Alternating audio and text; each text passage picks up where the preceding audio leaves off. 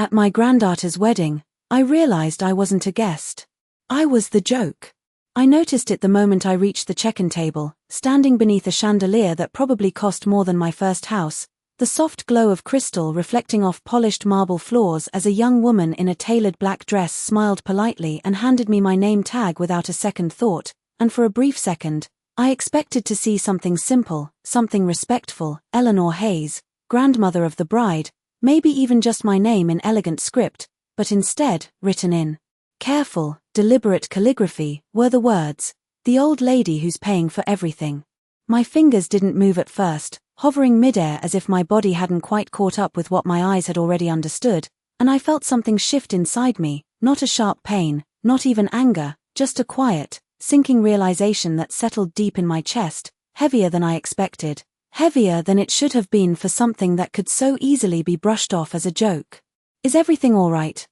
the young woman asked, her smile faltering just slightly as she noticed the pause, and I forced my lips to curve into something polite, something practiced, the kind of expression I had worn for decades at family gatherings, the kind that kept things smooth, kept things easy. "It's perfect," I said softly, my voice steady, almost detached, as if I was speaking about someone else entirely, and with a small, deliberate movement, I pinned the tag to my dress, smoothing the fabric afterward as though nothing about this moment deserved more attention than that. The ballroom beyond the entrance was breathtaking, filled with soft ivory drapes, cascading white roses, and the gentle hum of a string quartet playing near the stage, everything arranged with precision, with taste, with the kind of money that doesn't ask for permission, and as I stepped inside, heels sinking slightly into the plush carpet, I noticed how effortlessly the room seemed to absorb me, or rather, how easily it ignored me, conversations flowing around me like I was part of the decor. Like I had always been meant to blend into the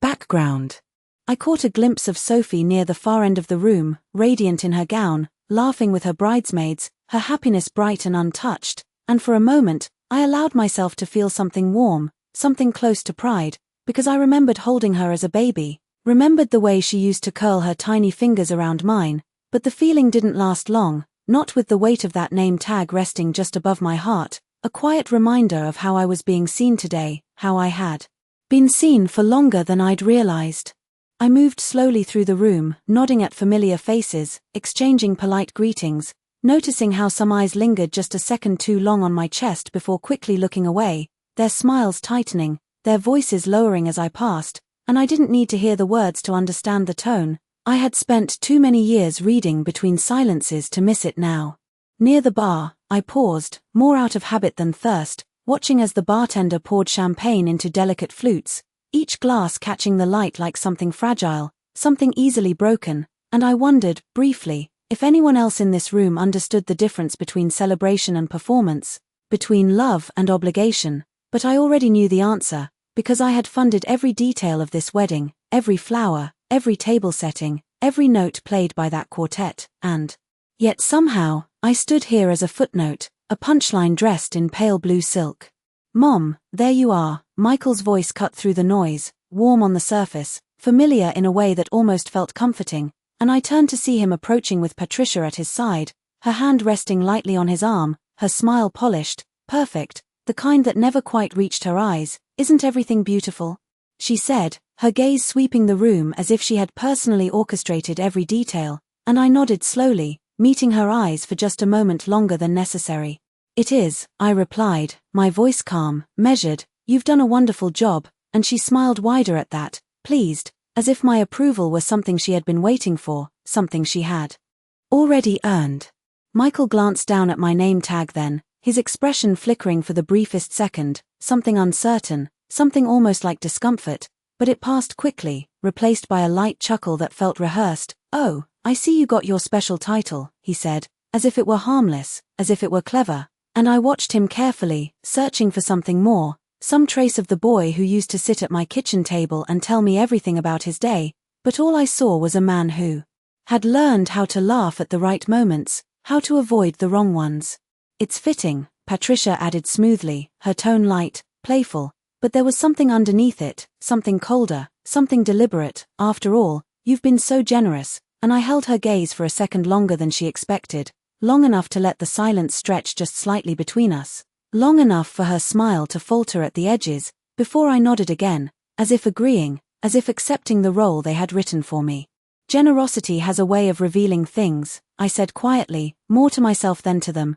and neither of them asked what I meant, neither of them seemed interested in looking deeper than the surface, because for them, this day was perfect, exactly as planned, every detail in place, every role assigned, and I had played mine well so far, standing where I was expected, smiling when it was required, saying just enough to keep everything moving smoothly. But as the music swelled and the room filled with laughter, I felt that quiet shift inside me settle into something firmer, something clearer, and for the first time that day, I understood that this wasn't just a wedding, it was a stage, and I had been cast in a role I never agreed to, one that came with a price tag instead of a place, one that reduced decades of love and sacrifice into a single line of ink pinned neatly to my chest, and as I stood there, surrounded by beauty that felt strangely hollow, I realized something else just as clearly, something that didn't need to be spoken out loud to be true. They believed I would keep playing this role, that I would continue smiling, continue paying,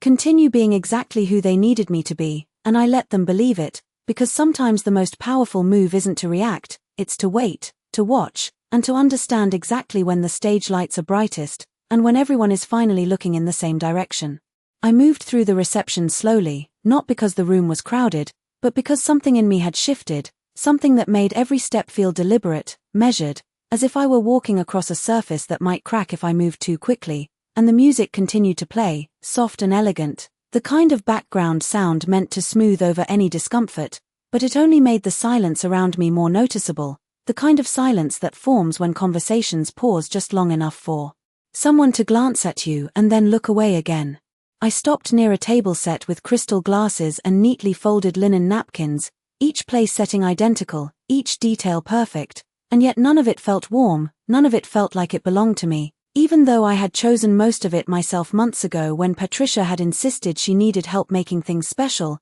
her words still echoing in my mind now with a different meaning than they had carried back then. A group of guests stood just a few feet away, their voices low but not low enough, and I did not turn toward them. I did not need to, because I had learned long ago that the most revealing conversations are the ones people think you cannot hear. "Did you see it?" a woman whispered, her tone carrying that light edge of amusement people use when they think something is harmless, the name tag. Another voice replied, softer, almost hesitant, "Patricia said it was supposed to be funny." There was a brief pause, followed by a quiet laugh that felt sharper than it should have. "Funny or not, she is basically paying for all of this, so I guess it is accurate." I reached for a glass of water, my hand steady, my expression unchanged, and I took a small sip as if the words had not landed exactly where they were meant to, as if they had not confirmed something I had only just begun to understand, something that had been forming quietly beneath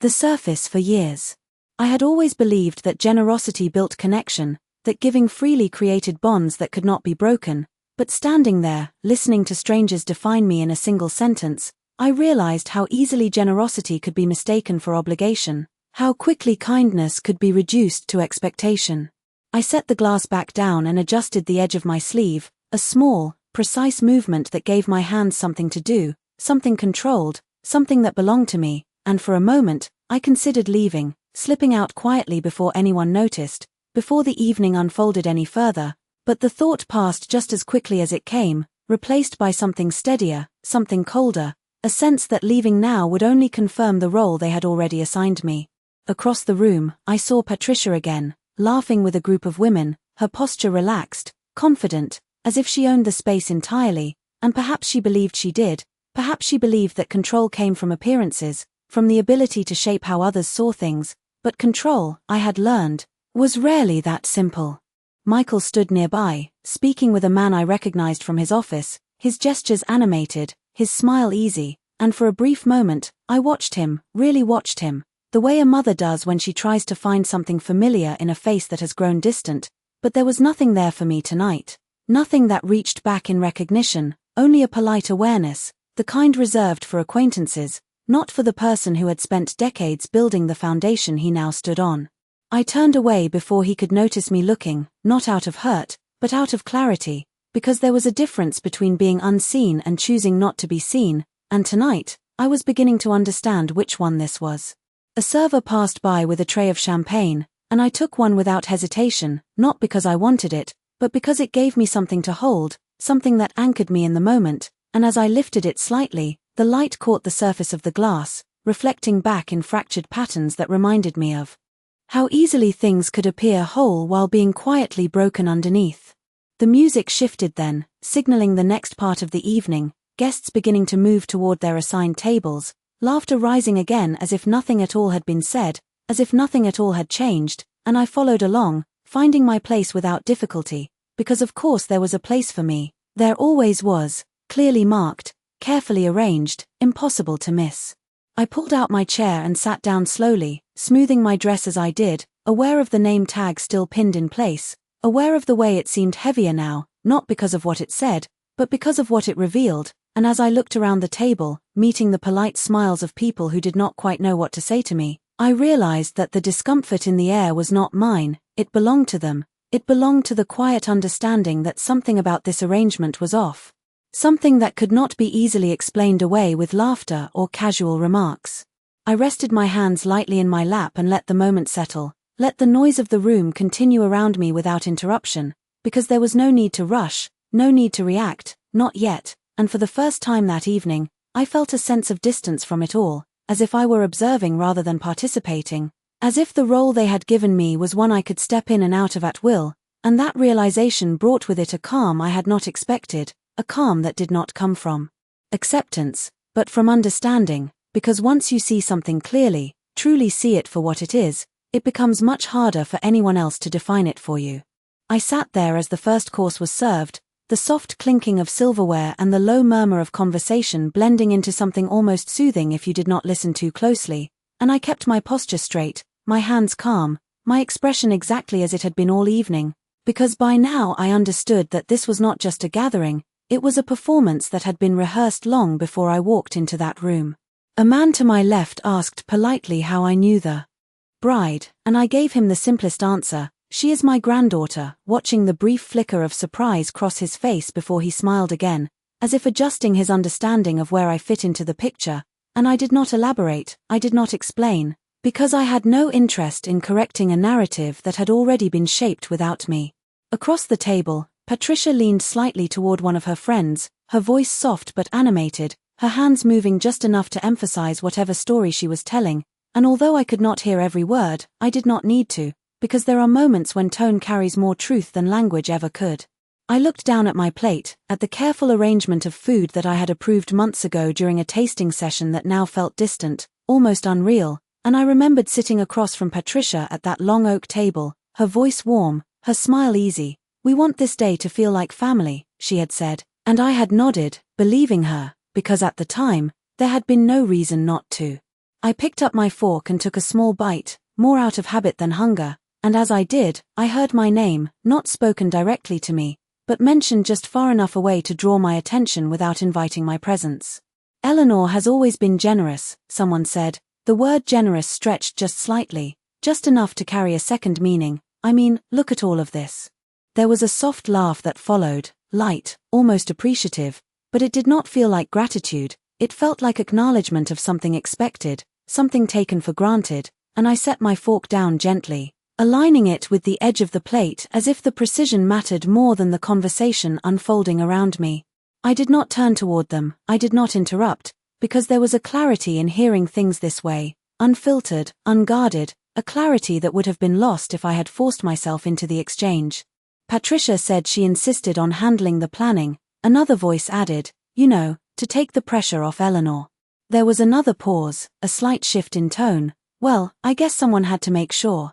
everything was done right. This time, the laughter was quieter, more contained, but it carried further, and I felt it settle around me like a thin layer of dust, barely visible but impossible to ignore once you noticed it. I lifted my glass again, taking a slow sip, letting the coolness steady me, and I found myself thinking not about the words themselves, but about how easily they had been said, how naturally they had been accepted, as if this version of me, this simplified version reduced to a single function, had been agreed upon long ago without my knowledge. I glanced up then, just briefly, and caught sight of Sophie at the head table, her attention fully on her new husband, her world centered on the moment she was living, and I felt no resentment toward her, only a quiet understanding that she had stepped into a story already written, one that she had not created but had chosen not to question. The music softened again as the speeches began, guests turning their attention toward the front of the room, and I sat still, listening as one speaker after another stood to praise the couple,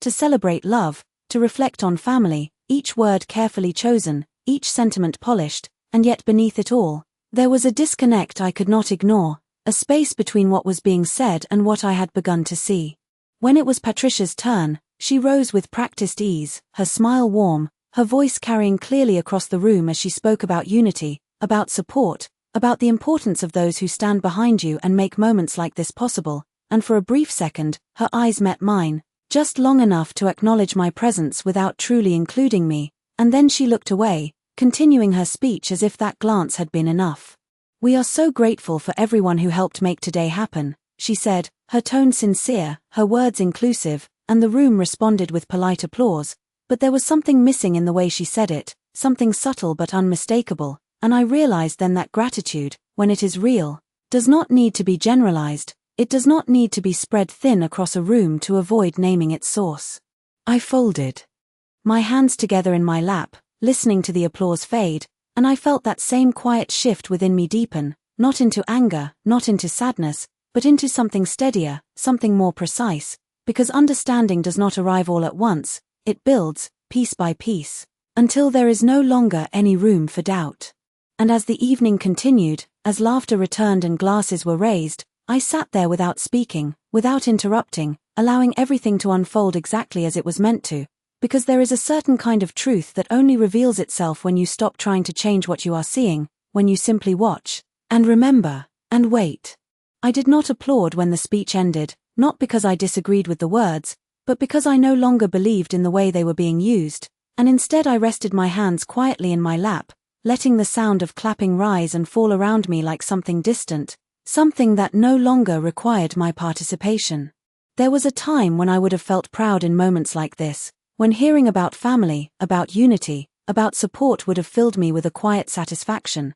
because I would have known, without question, that I had been a part of building it, that every sacrifice, every long day, every decision made with someone else in mind, had contributed to what stood before me now. But sitting there, I found myself drifting back instead, not to this room, not to the polished surfaces and carefully arranged flowers, but to a smaller dining table many years ago, one that did not match, one that wobbled slightly if you leaned too hard on the edge, where Michael used to sit as a boy, his legs barely reaching the floor, his voice full of questions about everything, and I remembered how I would answer each one patiently, even when I was tired, even when the day had already taken more from me than it had given. I remembered the nights when the house was quiet except for the sound of paperwork spread across the kitchen counter, bills lined up in neat stacks, my pen moving slowly as I figured out what could wait and what could not, making choices that no one else saw, choices that shaped the life we were able to live. Back then, generosity was not something I thought about, it was simply what needed to be done, and I never once considered that it might one day be reduced to a label, something to be worn instead of understood. The memory shifted again, moving forward in time to the day Michael introduced me to Patricia, the way she smiled warmly, the way she spoke with just enough confidence to seem capable, and I remembered thinking that he had chosen well, that she would bring something good into his life, something steady, something supportive. She had asked questions that day, polite ones, about the family, about our history, about the house, and I had answered them openly, because there had been no reason to be cautious, no reason to hold anything back, and I wondered now if that had been the moment when things began to change, not suddenly, not in a way anyone could point to, but gradually, quietly, like a current shifting direction beneath still water. I thought about the first time she had suggested handling something for me, something small, something practical,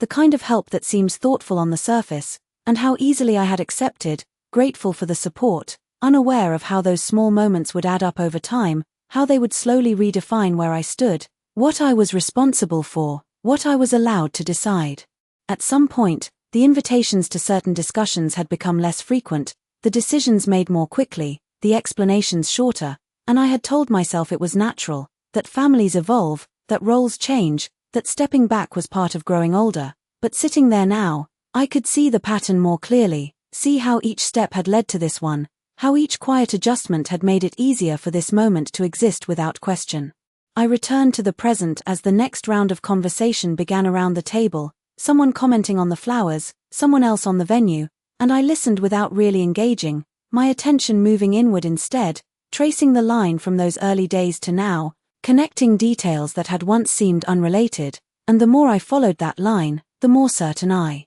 became that nothing about this evening was accidental, nothing about that name tag was spontaneous or careless. It was intentional, whether presented as humor or not. It was a statement, one that relied on the assumption that I would accept it, that I would absorb it without resistance, just as I had absorbed so many other things over the years. I looked down briefly at my hands, noticing how still they were, how steady, and I realized that the calm I felt was not emptiness, it was clarity, the kind that comes when confusion finally gives way to understanding, when the pieces align in a way that cannot be undone. I had spent a lifetime giving without keeping score, trusting that the meaning behind my actions would be recognized, that it would speak for itself, but meaning, I understood now, is often rewritten by those who benefit from it, reshaped to fit a narrative that serves them better. The music picked up again, signaling another transition in the evening, and guests began to shift in their seats, preparing for what came next, and I lifted my gaze once more,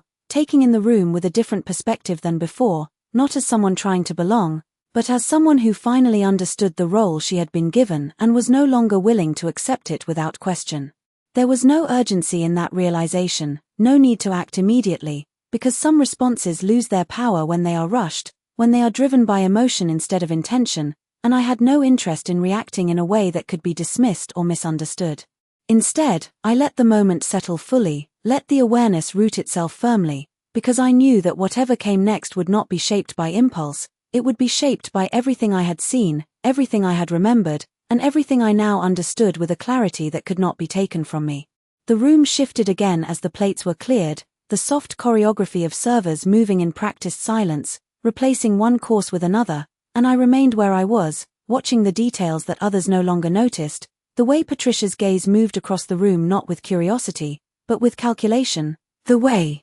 Michael leaned slightly toward her before making even the smallest decision, as if seeking confirmation without realizing it, and it was in those small, almost invisible exchanges that something else began to take shape for me, something that had nothing to do with the words spoken aloud and everything to do with what was being quietly controlled beneath the surface. I excused myself from the table without drawing attention, my chair sliding back just enough to signal movement without interruption, and I walked toward the hallway that led away from the main ballroom, the noise fading gradually behind me until it became a distant hum, easier to think without, easier to hear what mattered.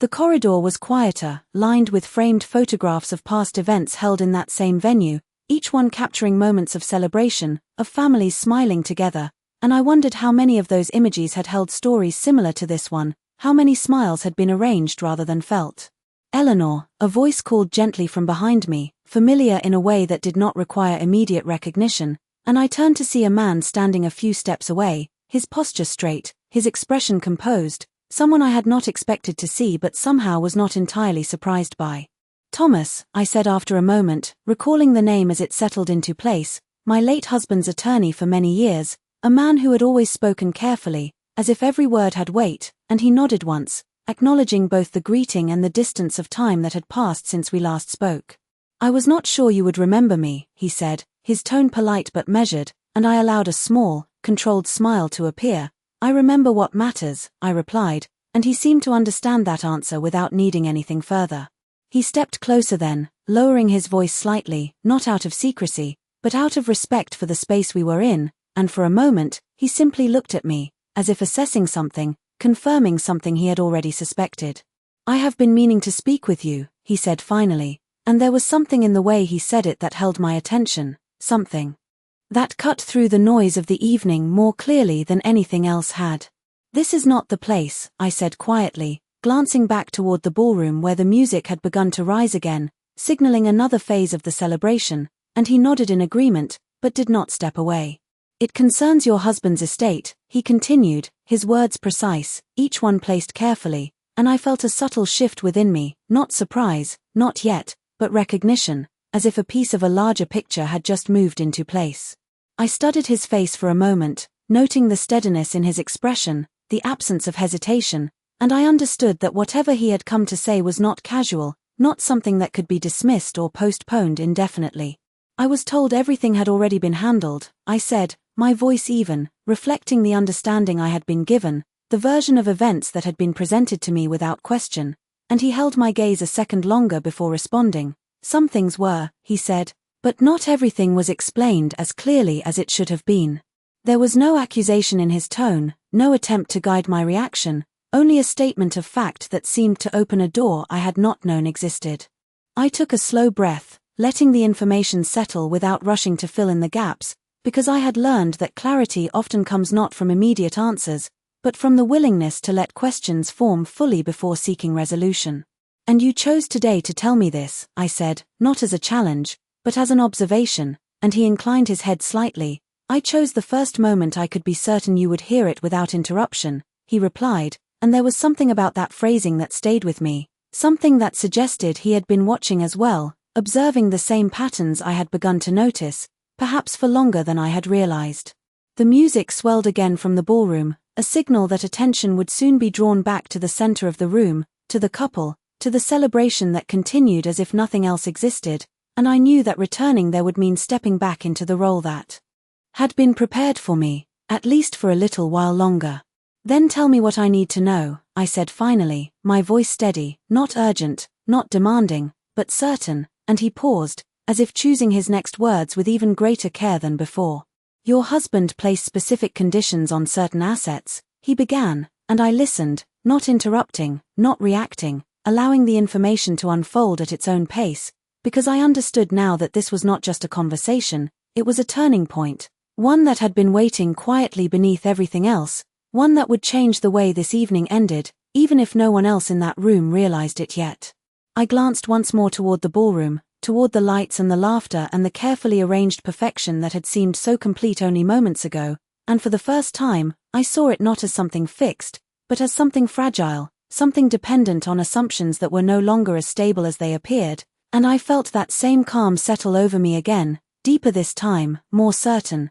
because whatever came next would not be shaped by what had already been decided for me, but by what I now understood, and by what I chose to do with it. Thomas did not rush his words, and I appreciated that, because what he was about to say did not belong to the rhythm of this evening, it belonged to something older, something that had been set in place long before the first guest arrived, long before the flowers were arranged or the music began. Your husband was very specific, he continued, his voice low but steady. He did not believe in leaving things open to interpretation, especially when it came to family, and I felt a quiet recognition at that, because that had always been true, even in the smallest decisions. He had preferred clarity over comfort, structure over assumption. There are provisions tied to the estate, Thomas said, conditions that determine how and when certain assets are accessed, and I listened without interruption, allowing each sentence to settle fully before moving to the next, because I understood now that this was not information to react to, it was information to absorb. Those conditions are directly connected to you, he added, and that was the moment something shifted more clearly into place, not a shock, but a confirmation of something I had not yet had the words for. Connected to me in what way? I asked, my tone even, not demanding, not uncertain, simply precise, and he met that tone with the same level of clarity. Your approval is required, he said, not in a general sense, not as a formality, but as a controlling factor. Without it, certain transfers, certain distributions, cannot be completed. The hallway remained quiet around us, the distant sound of laughter and music filtering through the walls, reminding me that the evening was still moving forward, that nothing in that ballroom had paused to account for this conversation, and yet everything about it had just changed. I held his gaze for a moment longer, not searching for reassurance, but confirming the weight of what he had just said. And this was explained to them, I asked, because there was a difference between information being available and information being acknowledged,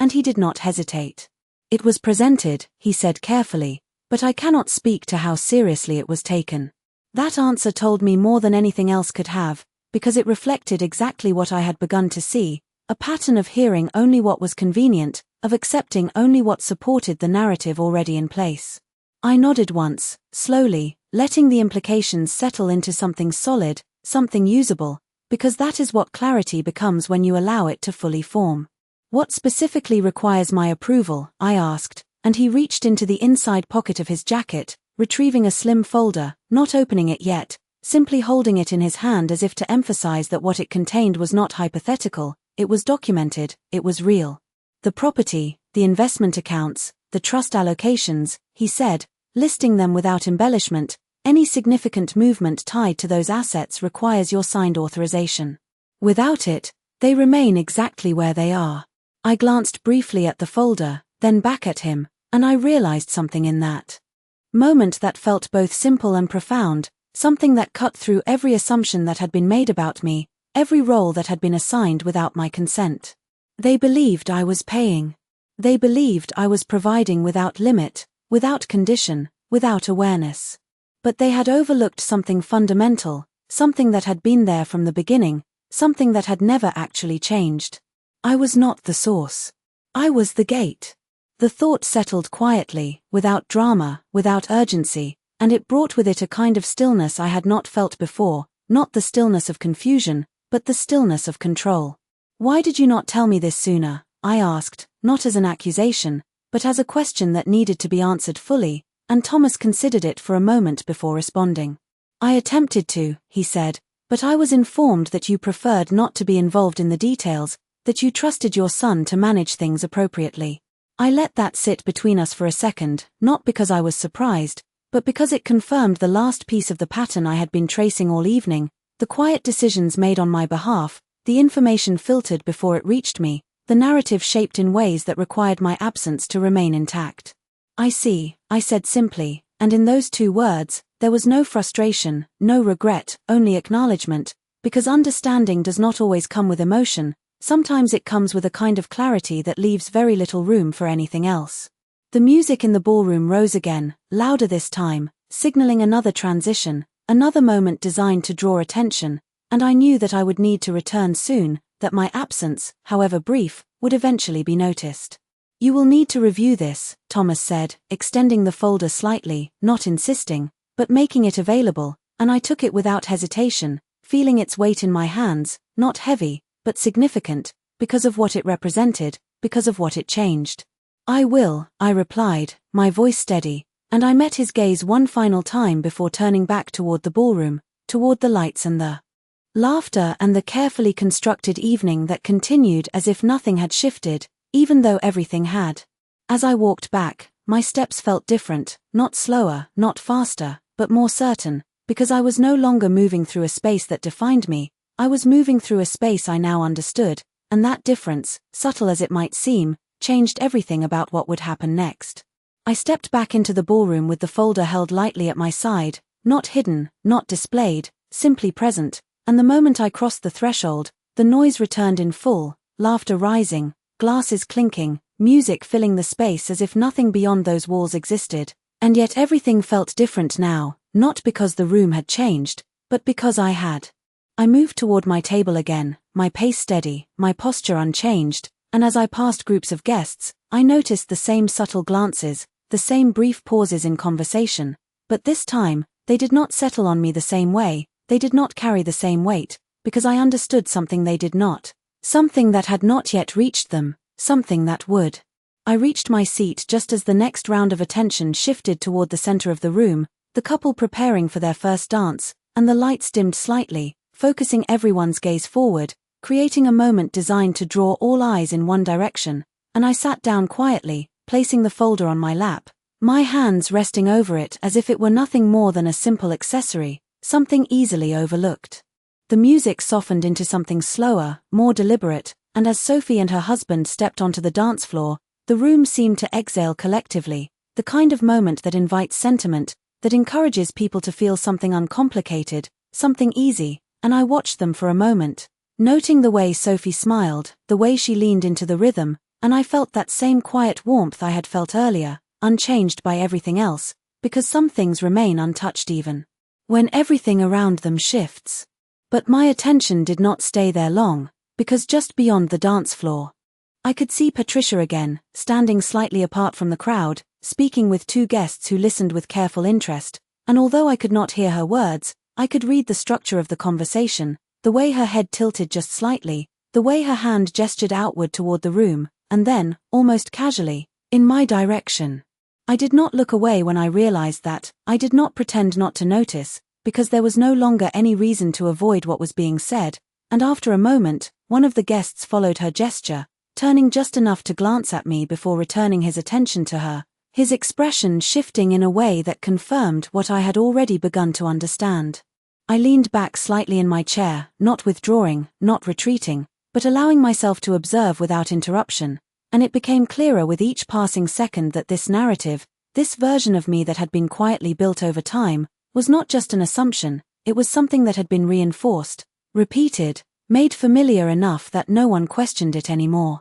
She prefers to stay out of things, I imagined Patricia saying, not because I heard it, but because I recognized the pattern, because I had seen the results of that framing in too many small moments to dismiss it now. She trusts us to handle everything, another phrase that had likely been used, simple, reasonable, and just misleading enough to remove me from decisions that required my presence to remain valid. I let my gaze move slowly across the room, taking in the arrangement of tables, the placement of guests, the way certain people were positioned closer to the center while others remained at the edges, and I realized that this evening had been organized with more than aesthetics in mind. It had been structured to reinforce a hierarchy, to place certain voices at the forefront while quietly diminishing others, and I knew exactly where I had been placed within that structure. The song ended, applause filling the room once again, and as the lights brightened slightly, the attention shifted back to the guests, conversations resuming, movement returning, and I remained seated.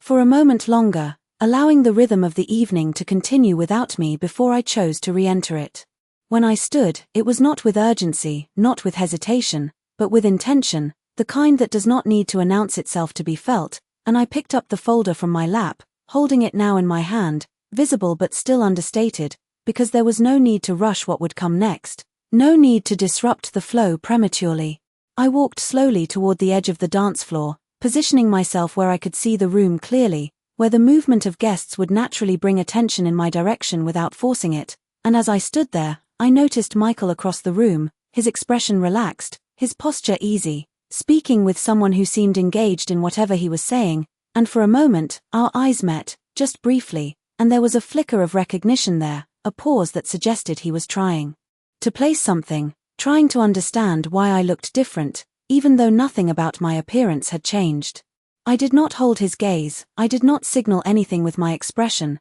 because this was not a moment for explanation, it was a moment for observation, for allowing the space between what was known and what was assumed to widen just enough to be noticed. I shifted my attention again, scanning the room with a quiet precision that came not from suspicion, but from clarity, and I saw how easily people moved within the structure that had been created, how naturally they accepted the roles assigned to them, how rarely they questioned the foundation beneath it all. And standing there, with the weight of the folder in my hand and the understanding of what it represented settled firmly within me, I realized that nothing about this evening needed to be interrupted, nothing needed to be forced, because the truth, when it is revealed at the right moment, does not require volume to be heard, it requires only timing, and I had finally begun to understand exactly when that moment would be. I waited until the room settled into its next rhythm, until the energy softened just enough for voices to carry without effort, for attention to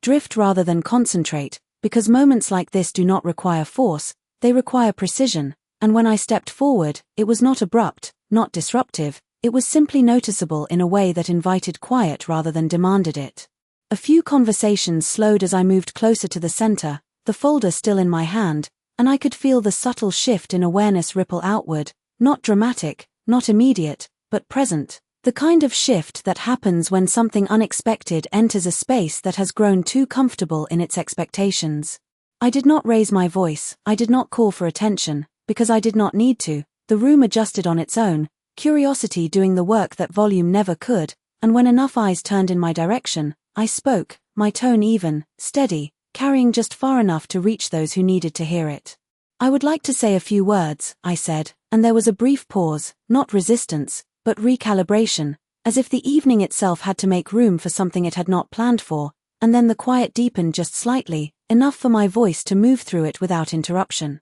I glanced once at Sophie, offering her a small, genuine smile, because this moment, whatever it became, was not about taking anything from her, it was about placing something back where it belonged. Today is beautiful, I continued, my words simple, grounded, everything here reflects care, intention, and effort, and I let that acknowledgement settle, because it was true, and truth, when spoken without edge, has a way of disarming what might otherwise feel like tension. I shifted the folder slightly in my hand, not emphasizing it, not hiding it, simply allowing its presence to exist within the moment, and I continued, I have heard a lot about generosity tonight, and there was a subtle change in the air at that, a tightening, almost imperceptible, but enough to be felt by those who were paying attention. It is an interesting word, I said, my tone unchanged, it suggests something freely given, something offered without expectation, and I paused, not for effect, but to allow the meaning to settle fully before moving forward. But sometimes, generosity is misunderstood, I added, and I saw Patricia then, just at the edge of the crowd, her posture still composed, but her focus sharpened, her attention no longer divided, and Michael, a few steps behind her, his expression shifting in a way that suggested he was beginning to sense what had not yet been said. I did not look at them directly, not yet, because this was not about confrontation, it was about clarity, and clarity does not need to point, it simply needs to exist. Sometimes, I continued, it becomes something expected, something assumed, something that no longer belongs to the person who gave it, and the room remained quiet, the kind of quiet that holds attention rather than avoids it, and I felt no rush to fill it, no need to accelerate what was already unfolding exactly as it should. I opened the folder then, slowly, the soft sound of paper shifting just audible in the stillness, and I looked down briefly, not because I needed to read, but because the act itself grounded the moment in something tangible, something real.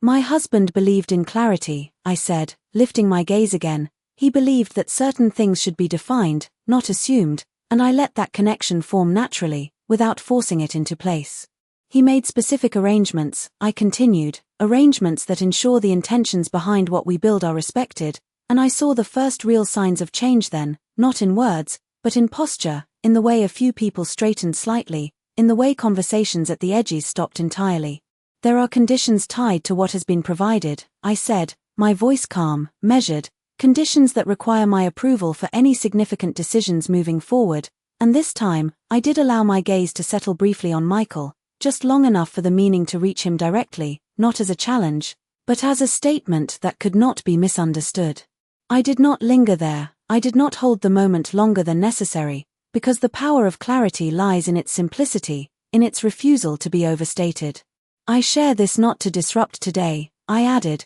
but to ensure that what has been given is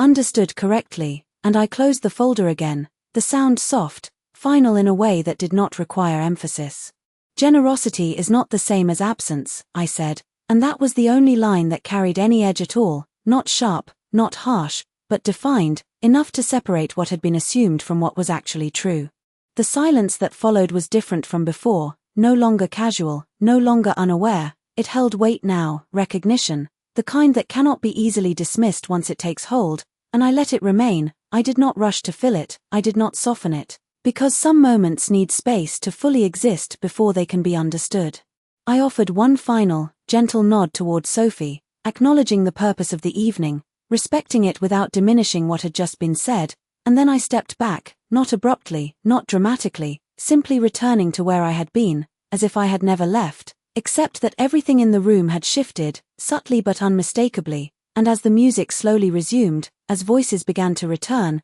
quieter at first, more careful, I knew that nothing needed to be added, nothing needed to be explained, because the truth, once spoken clearly, has a way of settling into a space and reshaping it without any further effort at all. The silence did not break all at once, it shifted, slowly, unevenly, as if the room itself was adjusting to a new balance that no one had prepared for, and I stood there for a moment longer than necessary, not to hold attention, but to let the weight of what had been said settle fully into the space before I moved again. Conversations resumed, but they did not return to what they had been, voices lowered slightly, laughter came a little later than expected, and I could feel the difference without needing to look directly at anyone, because once a narrative changes, even subtly, it leaves a trace in every interaction that follows. I returned to my table without haste, placing the folder gently beside my plate, aligning it with the same quiet precision I had used earlier, and I sat down, smoothing the fabric of my dress as if nothing unusual had happened, as if the evening were continuing exactly as planned. But I did not reach for my glass this time. I did not engage in the small exchanges around me, because there was nothing left to prove, nothing left to observe that I had not already seen. Across the room, I noticed Michael again, no longer relaxed, no longer entirely composed, his posture slightly rigid as he spoke to Patricia, their conversation more focused now, more contained, and although I could not hear their words, I did not need to. The shift was visible, unmistakable. The kind that comes when something assumed to be stable is suddenly revealed to be conditional. Patricia's expression remained controlled, her smile still present, but it no longer carried the same ease. There was a sharpness to it now, a calculation that had moved from subtle to necessary, and for the first time that evening, I saw her not as someone directing the room, but as someone responding to it, adjusting in real time to a change she had not anticipated. I did not look away when our eyes met briefly, and in that moment, there was no hostility, no confrontation, only recognition, the quiet acknowledgement that something had shifted beyond easy repair. I turned my attention back to the table, to the details that had once occupied my focus, the arrangement of silverware, the soft glow of candlelight reflecting off glass, and I realized how distant it all felt now, not because it had changed, but because I had stepped outside of its meaning. A server approached to clear the remaining plates, moving with the same practiced efficiency as before, and I thanked him softly, my voice steady, unchanged, because the way I carried myself did not depend on the way I was perceived. It never had, even if I had allowed others to shape that perception for too long. The music continued, another song beginning, guests gradually returning to the dance floor, some more hesitant than before, others determined to reclaim the atmosphere that had been interrupted, and I watched it all without judgment, without attachment, because this was no longer my stage to navigate. It was simply a space I was passing through. I reached for the folder then, not to open it, not to review what I already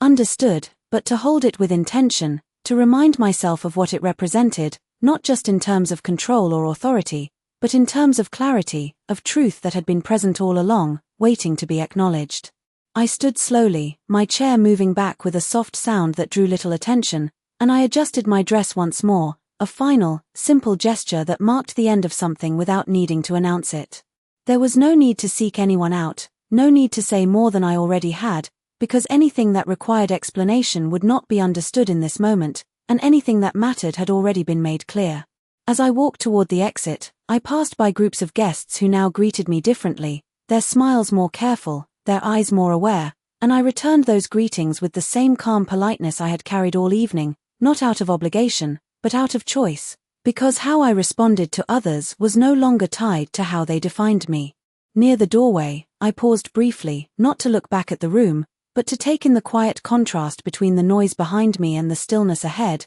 and I understood then that leaving was not an escape, it was a decision, one that did not require approval, one that did not depend on anyone else's understanding. I stepped outside into the cool night air, the sound of the music fading as the door closed gently behind me, and for a moment, I stood there, feeling the absence of that noise, the simplicity of a space that did not carry expectation or assumption, and I breathed in slowly, not as a release, but as a recognition of where I was now, separate from what had been, grounded in what I knew to be true. I walked toward my car without hesitation, each step steady, measured, not rushed, because there was nothing left to resolve in that room, nothing left to wait for, and as I reached for the door, I allowed myself one final thought, not of regret, not of loss, but of clarity, the kind that does not fade once it is seen, the kind that reshapes everything that follows, and I knew, without needing to say it out loud, that whatever happened next would no longer be defined by what others expected of me, but by what I chose to allow, and that difference, quiet as it was enough to change everything.